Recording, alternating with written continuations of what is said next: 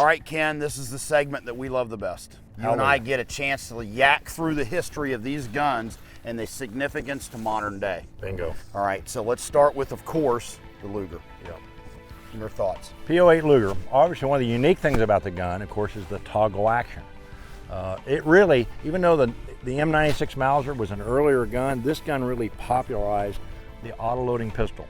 This gun was sold to countries all around the world. It was a hugely popular gun. First adopted in 1900 by the Swiss? Yeah, Swiss were the first country to adopt it. And later it was adopted in 1908 as the P08 by the German military. German military. The name P08. Yeah. One of the interesting things about the toggle action on it, and we'll see when you're shooting it, toggle action works so incredibly fast. I don't know any other auto-loading pistol that cycles as fast as it does. Matter of fact, the toggle action is actually had predated Luger. If you remember, the toggle action, instead of toggling up and down, you turn it upside down where it toggles down with a mechanical means was first the Henry rifle, yeah. Winchester 73 lever gun. And another great gun design used the toggle action. Absolutely.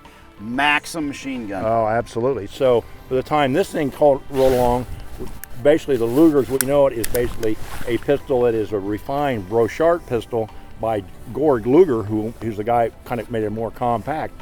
But the toggle action is very unique. The problem with it is it works so fast that the ability of that magazine to feed the next round up is critical. Hard magazine to load because it's got a very stiff spring. It has to be because it's got to get that next round up position to feed so fast that if it doesn't, you get a bolt over base. Almost always when you get a stoppage of the Luger, it's a failure to feed. As a result, so consequently very ammo sensitive. Absolutely. Remember the sharp angle of the magazine, very heavy spring. Also, we see the carryover of the grip frame angle to today with the Glock, exactly. Now, extremely well-made handgun, finely fitted. Oh yeah, beautifully widely machined. Considered to be the most collectible handgun in history in terms of the variations, manufactured and whatnot. And it's certainly a gun that has its place in any collection. And remember, the first handgun ever chambered in 9mm parabellum. So when you see 9mm by 19 in your Glock or your Sig or Beretta, it all started with this handgun right here. And often referred to as the 9mm Luger cartridge. Exactly. Yeah. Okay. And that's a typical, as a matter of fact, that's a BYF, a Mauser Code 19, I believe it's a 41 gun. This is a 41 gun, yep. Yeah, so it was made in the early part of World War II. You know, the Germans made that gun, even though they realized it was very expensive to manufacture. You can see with the machining requirements, very expensive. Didn't do real well in harsh environments. Right. Didn't do well with much in the way of dirt, dust, sand, ice, whatever.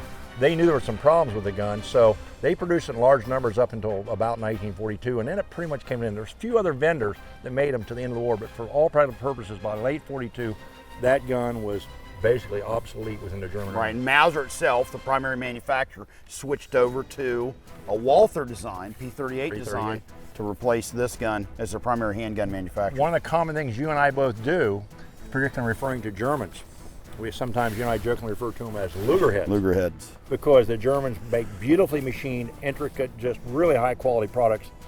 Sometimes don't work. Don't work as good as they should. Now, let's go to one of our favorites. Yeah, absolutely. The P38. Walther P38 design pistol. Superb handgun. Yeah, and obviously, even by the late 30s, the Germans realized Luger was just not going to get it. Even they knew it, a bit dated. It wasn't that reliable of a combat weapon. Matter of fact, it was so unreliable, they practically encased it in a holster to protect it from the elements for a reason. So they came along and said, we need a better pistol, less expensive, as we'll see in a little bit, carrying the gun. You know, most militaries in that time, and still do for the matter, carry a gun with an empty chamber. Mm-hmm. For example, in a Luger, if you draw a Luger, to get into safety on and off is a stiff, awkward process. It's normally carried with a loaded magazine, the pistol, you drew it out of the holster, loaded it, and started shooting. Well, even they realized there were some drawbacks to that. So they wanted a pistol design that was simple, reliable, had some definite improvements, and also they liked the idea they'd seen in an early Walther, the PP, Polizei pistol, and the Polizei pistol Criminal, the double action trigger concept. Even the Germans realized, you know what, that's a feature that's got some real merit. P38, now, you can of course load the gun, and then you can decock and make it trigger. Now you're ready with the first double action style trigger pull to put the gun in action. Yeah, this is what popularized the double action trigger as a service pistol. This gun did it. Rugged, very reliable, quite accurate, and by the way, among everything else from a shooter standpoint, the Luger had hideous sights. Just had excellent sights. Superb sights. Easily the best sights here on the table, bar none. Probably of all the pistols used in World War II, this was the most superior sighting system out there. Well, when you look at the trigger mechanism and the operating mechanism of this gun and look at the M9 Beretta today, direct carryover. Well, exactly. The double action trigger system of the Walther P38 is exactly what they copied on the Beretta 92. The lockup system, the dropping block, is identical copy of this. Hey, the open slide top. Now, one unique thing about the Walther P38 that you don't see on any other service pistol in the world is it ejects to the left. to the left. Yeah. Only one that we know of. Right. Not really sure why Walther did that. Who knows? By the way, the other German fixation, is the ability, like on the Luger, you have the loaded cartridge indicator. The Germans are really obsessed with that, and the P38 has it too. Basically, when there's a round in the chamber, you have a pin that protrudes. You can feel or see, there's a round in the chamber.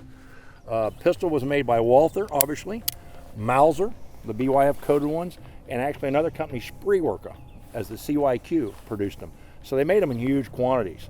The quality of them somewhat decreased as the war went on. But you know what? They were still functional service pistols. They just didn't look very nice. And you and I would both agree, without a doubt, if you are a hardcore handgun shooter, you need to have at least one P38 in your collection. If you're a student of modern firearms and you don't have one in your collection, you're missing the boat. And by the way, right now, there's still plenty of those Bundeswehr P1s, the modern variation of the gun, on the market today at very reasonable prices. And if you don't own one, man, you're wrong. P38, great gun, one of our favorites. Hey, thanks for watching the Vickers Tactical YouTube channel. To subscribe, click here. And to watch some of my favorite videos, click here. Have a good one. LAV out.